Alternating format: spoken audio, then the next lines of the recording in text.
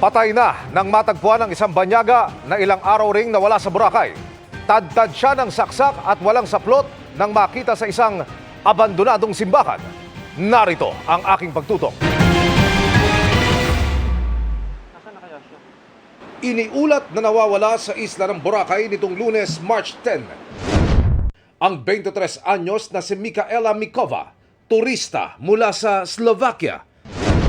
Pero kahapon, natagpuan ang kanyang katawan sa isang abandonadong simbahan sa Zone 3, Sitio Pinaungon, Barangay Balapag sa Boracay.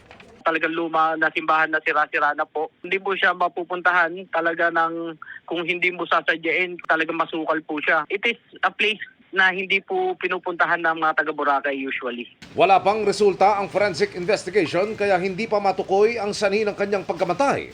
Natagpuang walang pang-ibabang saplot ang biktima at ayon sa pulisya, nakitaan ang biktima ng mga saksak sa iba't ibang bahagi ng katawan. Nag-iisa umano siyang dumating sa Boracay nitong March 1 at pasado 1:00 ng hapon nitong March 10 siya huling nakita sa isla. Pumunta lang siya dito, sir, for the purpose ng kanyang kaibigan na ikakasal lang, sir. First timer po dito sa Boracay na talaga nagtutur. Nag-enjoy po siya, sir. Pinuntahan ng pulisya ang hotel na tinuluyan ng biktima at nakitang kumpleto naman ang mga gamit nito. Posibleng umanong may tinagpo ang biktima sa kapilya. Posibleng sa isla nakilala ng biktima ang mga suspect na subject ng manhunt operation. We're looking at maybe 2 or more po. 2 or more. Ito ho yung huling kasama rin ng hinihinalang biktima. Isa po yun sa mga kasama po namin na person of interest na kinukonsider. Puro foreigner ang nakikita nyo suspect o may Pinoy?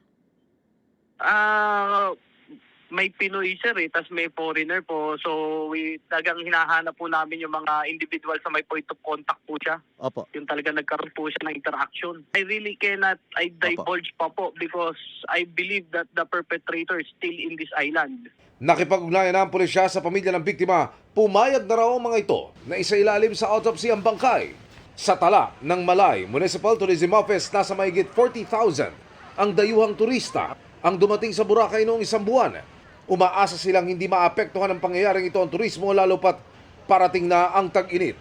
Isolated case lang din daw ang insidente. Humingi po ako ng tulong sa ating mga mamamayan, lalo na po pag meron po kayong impormasyon na importante, na meron po kayong nalalaman, please inform the PNP. Para sa GMA Integrated News, Emilio Sumangil, nakatutok 24 oras.